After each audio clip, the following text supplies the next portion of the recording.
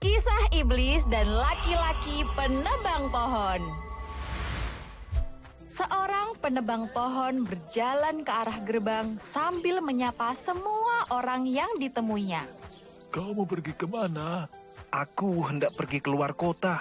Seseorang memintaku menebang pohonnya. Di tengah perjalanan, seorang laki-laki menabrak si penebang pohon. Kawanku, mengapa kau terburu-buru sekali? Oh, si penebang pohon. Sungguh tepat sekali. Aku baru saja ingin ke rumahmu. Ada hal yang ingin aku katakan kepadamu. Mengapa kau ingin bertemu denganku? Aku melihat orang-orang menyembah sebuah pohon besar tak jauh dari kota. Bukankah kau harus mengingatkan mereka? Hanya kau yang bisa melakukannya karena kau lebih mengerti soal agama di kota ini. Apa benar? Kalau begitu, aku harus mengingatkan mereka. Memang, si penebang pohon dikenal sebagai orang yang saleh di kota itu. Jika tidak ada pekerjaan di luar kota, ia sering mengajarkan Al-Quran dan juga hadis kepada para penduduk. Ia juga tak segan-segan memberi peringatan kepada orang yang melanggar aturan Allah. Karena itulah, si penebang pohon merasa marah ketika mendengar kabar ada yang berbuat syirik. Si penebang pohon bergegas menuju ke tempat yang dimaksud laki-laki tadi. Sesampainya di sana, ia benar-benar terkejut. Lihatlah, orang-orang memohon kepada sebuah pohon besar. Mereka juga melantunkan pujian. Namun, bukan pujian kepada Allah, melainkan kepada pohon besar itu. Pohon keramat yang agung, berilah kami kekayaan. Astagfirullah, aku tidak bisa membiarkan kemusyrikan ini terus terjadi.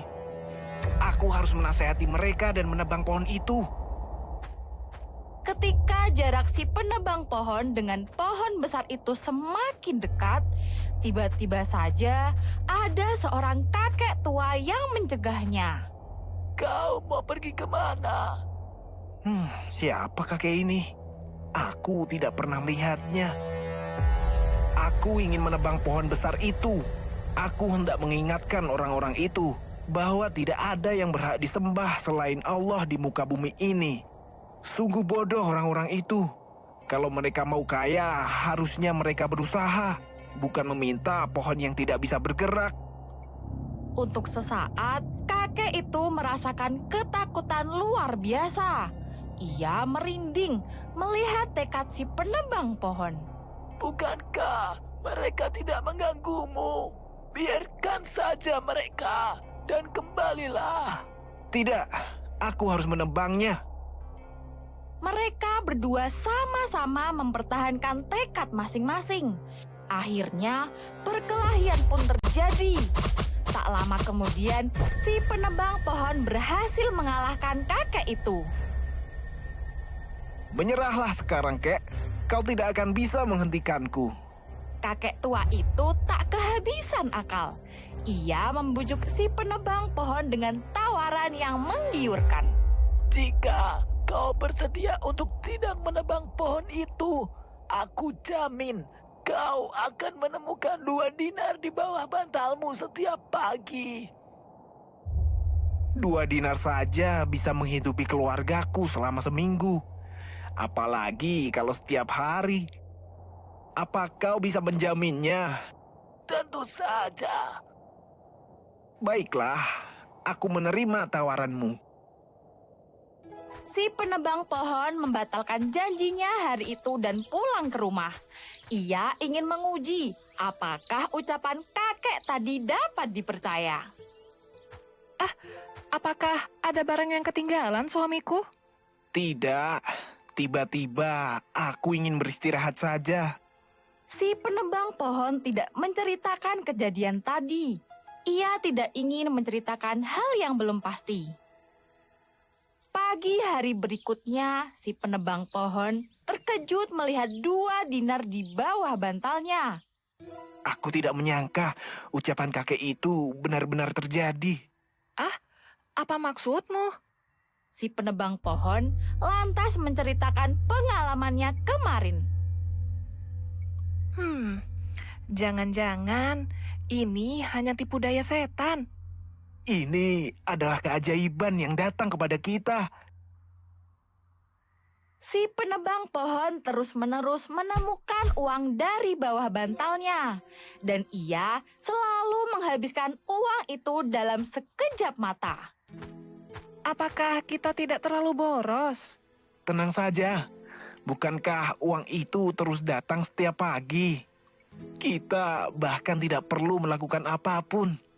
Begitulah si penebang pohon menjadi berubah setelah mendapat banyak uang. Persis pada hari ketujuh, si penebang pohon marah-marah. Alasannya, ia tidak lagi menemukan uang di bawah bantal. Kenapa tidak ada uang sama sekali? Si penebang pohon dan istrinya lantas memeriksa setiap sudut rumah dari pagi hingga sore hari. Tapi hasilnya nihil. Kakek itu telah mengingkari janjinya.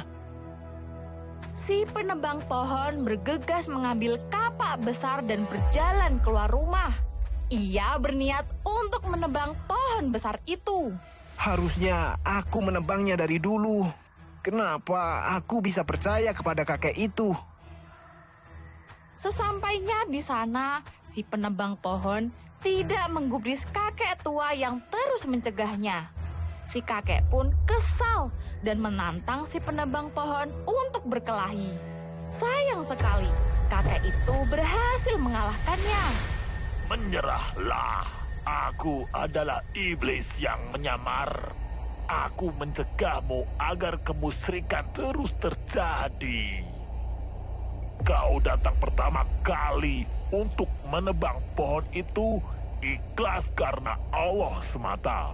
Maka Allah membuatmu menang. Namun kali ini kau datang karena tidak menemukan uang di bawah bantal. Oleh karena itu Allah tidak membantumu, sehingga aku bisa dengan mudah mengalahkanmu. Si penebang pohon terhenyak.